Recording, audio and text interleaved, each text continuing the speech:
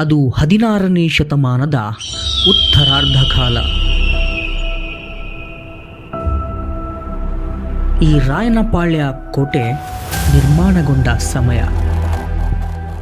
ಸುತ್ತಲೂ ಬೆಟ್ಟಗಳ ಸಮೂಹ, ಪಕ್ಕದಲ್ಲಿಯೇ ಕೃಷ್ಣಾ ನದಿ.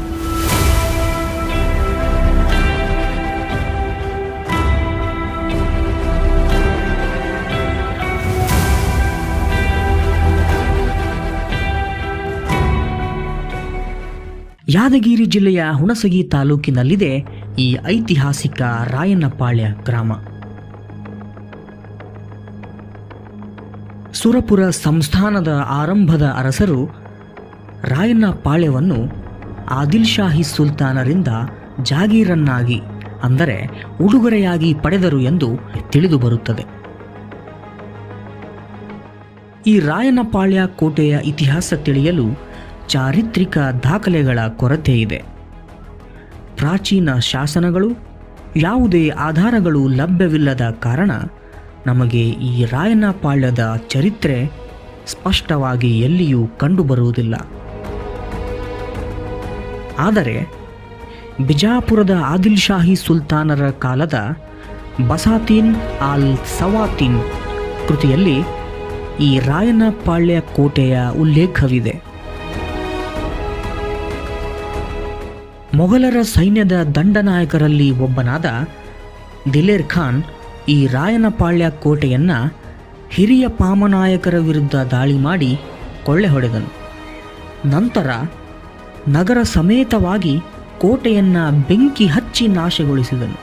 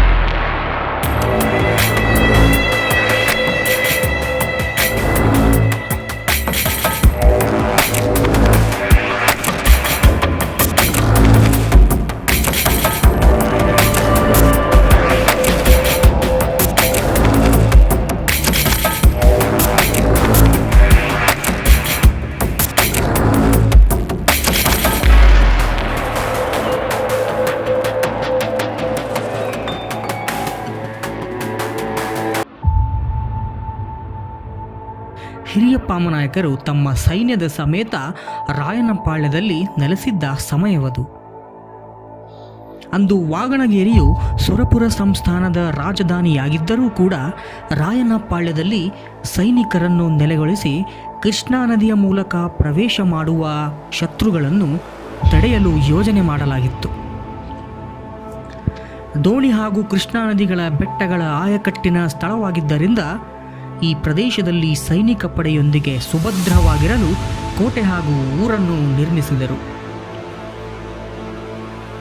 ಕ್ರಿಸ್ತಶಕ 1679.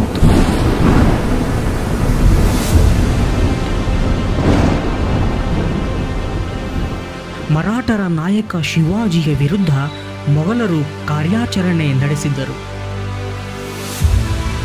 ಮೊಘಲರ ದಂಡನಾಯಕ ದಿಲೇರ್ ಖಾನ್ ಬಿಜಾಪುರದ ಆದಿಲ್ ಶಾಹಿ ಸುಲ್ತಾನರ ಸಹಾಯವನ್ನು ಬೇಡಿದ. ಆಗ ಆದಿಲ್ ಶಾಹಿಗಳು ನಿರಾಕರಿಸಿದರು. ಇದರಿಂದ ಕೋಪಗೊಂಡ ದಿಲೇರ್ ಖಾನ್ ಆದಿಲ್ ಶಾಹಿ ರಾಜ್ಯಗಳ ನಗರಗಳ ಮೇಲೆ ದಾಳಿ ಮಾಡಿ ಕೋಟೆಗಳನ್ನು ಧ್ವಂಸ ಮಾಡುತ್ತಾ ರಾಯನಪಾಳ್ಯದ ಕಡೆಗೆ ಆಗಮಿಸಿದ.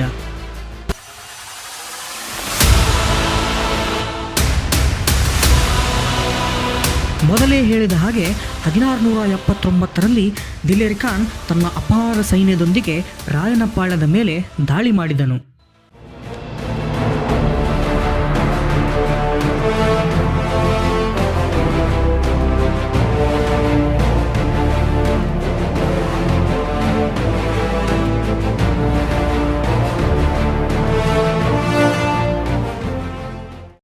ಒಂದನೇ ಪಾಮನಾಯಕರು ದಿಲೇರ್ ಖಾನ್ನ ವಿರುದ್ಧ ಹೋರಾಡಿದರೂ ಕೂಡ ಫಲಪ್ರದವಾಗಲಿಲ್ಲ. ತನ್ನ ಸೈನ್ಯದ ಸಮೇತ ಪಾಮನಾಯಕರು ರಾಯನಪಾಳ್ಯವನ್ನು ತೊರೆದು ಶಹಾಪುರ ಕೋಟೆಗೆ ಹೋದರು. ಇತ್ತ ದಿಲೇರ್ ಖಾನ್ ರಾಯನಪಾಳ್ಯವನ್ನು ಲೂಟಿ ಮಾಡಿ ನಗರ ಸಮೇತ ಕೋಟೆಯನ್ನು ಬೆಂಕಿ ಹಚ್ಚಿ ನಾಶಗೊಳಿಸಿದನು. ರಾಯನಪಾಳ್ಯವು ಸಂಪೂರ್ಣ ನಾಶವಾಗಿದ್ದರಿಂದ ಒಂದು ಹಾಳು ಕೋಟೆಯಾಗಿ ಮುಂದುವರಿಯಿತು.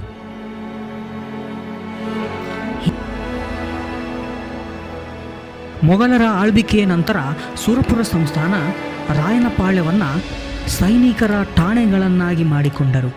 ಆದರೆ ಕೋಟೆ ತನ್ನ ಮೊದಲಿನ ಹಿಂದಿನ ಪ್ರಾಮುಖ್ಯತೆ ಕಳೆದುಕೊಂಡಿತು. ಈಗ ನಾವು ಕೋಟೆಯ ಒಳಗಡೆ ಪ್ರವೇಶಿಸೋಣ. ಈ ರಾಯನಪಾಳ್ಯ ಕೋಟೆ ಗಾತ್ರದಲ್ಲಿ ಚಿಕ್ಕದಾಗಿದ್ದರೂ ಸುಭದ್ರವಾಗಿದೆ. ಬೆಟ್ಟದ ಮೇಲೆ ಈ ಕೋಟೆಯನ್ನು ಆಯತಾಕಾರದಲ್ಲಿ ನಿರ್ಮಿಸಲಾಗಿದೆ. ಇಲ್ಲಿ ನಾವು ಕೋಟೆಯನ್ನು 2 ಹಂತವಾಗಿ ಕಾಣಬಹುದು. ಕೆಳಭಾಗದ ಹಂತ, ಇನ್ನೊಂದು ಮೇಲ್ಭಾಗದ ಹಂತ. ಕೆಳಭಾಗವು ವಿಶಾಲವಾಗಿದ್ದು ಪೂರ್ವ ದಿಕ್ಕಿಗೆ ದ್ವಾರವಿದೆ. ಇಲ್ಲಿ ಅಲ್ಲಲ್ಲಿ ಬುರ್ಜುಗಳನ್ನು ನಿರ್ಮಿಸಲಾಗಿದೆ.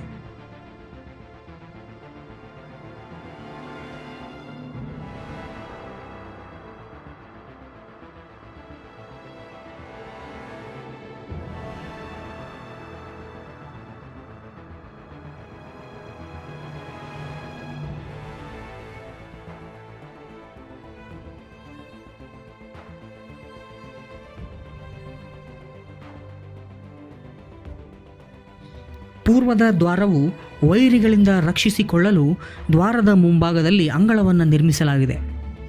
ಇದರಿಂದ ವೈರಿಗಳು ದ್ವಾರ ಪ್ರವೇಶಿಸುವ ಸಮಯದಲ್ಲಿ ಅವರ ಮೇಲೆ ಸೈನಿಕರು ಹಾರಿ ಅವರನ್ನು ಸದೆಬಡಿಯಬಹುದು.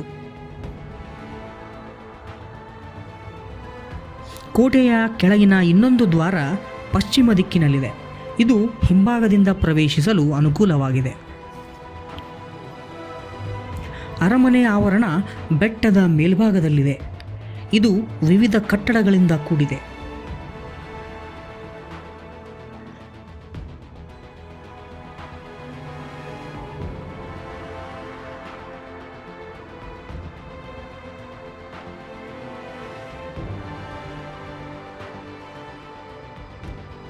ಕಮಾನಿನ ಒಳಭಾಗದಲ್ಲಿ ಎರಡೂ ಬದಿ ಜಗಲಿಗಳನ್ನು ಮಾಡಲಾಗಿದೆ. ಪಶ್ಚಿಮ ಭಾಗದಲ್ಲಿ ಉಗ್ರಾಣಗಳು, ಮದ್ದಿನ ಮನೆಗಳು ಕಂಡುಬರುತ್ತವೆ.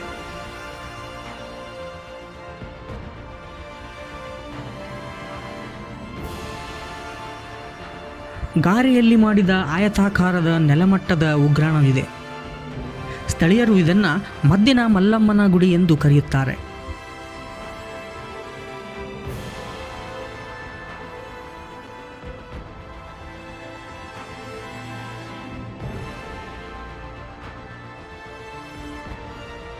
ಬಹುಶಃ ಹಿಂದೆ ಇಲ್ಲಿ ಮದ್ದನ್ನು ಸಂಗ್ರಹಿಸಿಡುವ ತಾಣವಾಗಿರಬಹುದು.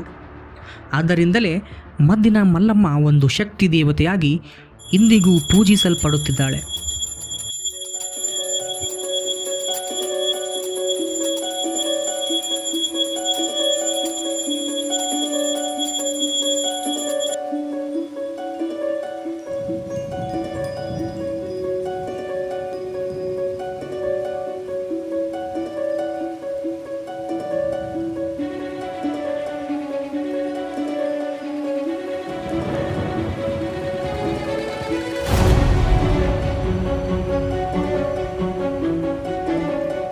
ಕೋಟೆಯ ದಕ್ಷಿಣ ದಿಕ್ಕಿನಲ್ಲಿ ವಿಶಾಲವಾದ ಬಯಲಿನಿಂದ ಕೂಡಿದ 100 ಮನೆಗಳು ಹೊಂದಿದ ಊರನ್ನು ನಾವು ಕಾಣಬಹುದು.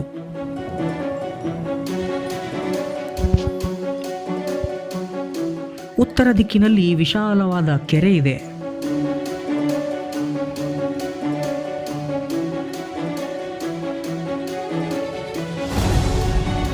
ಈ ಕೆರೆಯು ಕೋಟೆಗೆ ಉತ್ತರ ಹಾಗೂ ಪಶ್ಚಿಮ ದಿಕ್ಕಿನಲ್ಲಿ ಕಂದಕದಂತೆ ಕಾರ್ಯನಿರ್ವಹಿಸುತ್ತಿತ್ತು. ಅಲ್ಲದೆ ಕೋಟೆಗೆ ಹಾಗೂ ಇಲ್ಲಿಯ ಊರಿನ ಜನರಿಗೆ ನೀರಿನ ಸೌಕರ್ಯವನ್ನು ಕೂಡ ಅಂದಿನ ಕಾಲದಲ್ಲಿ ಇದು ಕಲ್ಪಿಸುತ್ತಿತ್ತು.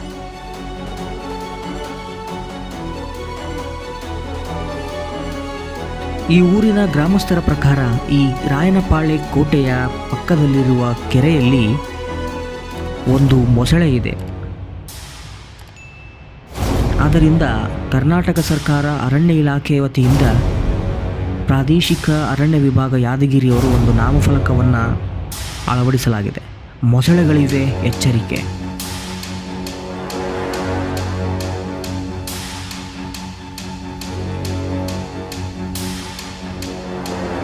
ರಾಜಕೀಯ ಕಾರಣದಿಂದ ದಿಲೇರ್ ಖಾನ್ನ ದಾಳಿಯಿಂದ ನಾಶವಾದ ಈ ಕೋಟೆ ಸಂಪೂರ್ಣವಾಗಿ ತನ್ನ ಹಿರಿಮೆಯನ್ನು ಶಾಶ್ವತವಾಗಿ ಕಳೆದುಕೊಂಡಿತು.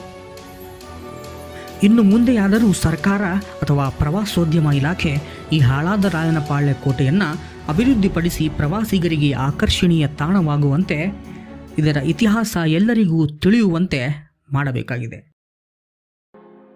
ಈ ರಾಯನಪಾಳ್ಯಕ್ಕೆ ಕಾಲಜ್ಞಾನಿ ಬಸವಣ್ಣನವರ ಕೊಡೇಕಲ್ ಸಮೀಪದಲ್ಲಿಯೇ ಇದೆ. ಹಾಗೂ ಈ ರಾಜನಕೋಳೂರಿನ ಬುಡ್ಡರ ಮನೆಗಳು ಕೂಡ ಸಮೀಪದಲ್ಲಿಯೇ ಇವೆ. ಕೊಡೇಕಲ್ ಬಸವಣ್ಣ ಹಾಗೂ ಬುಡ್ಡರ ಮನೆ ವಿಡಿಯೋಗಳನ್ನು ಮಾಡಿದ್ದೇನೆ.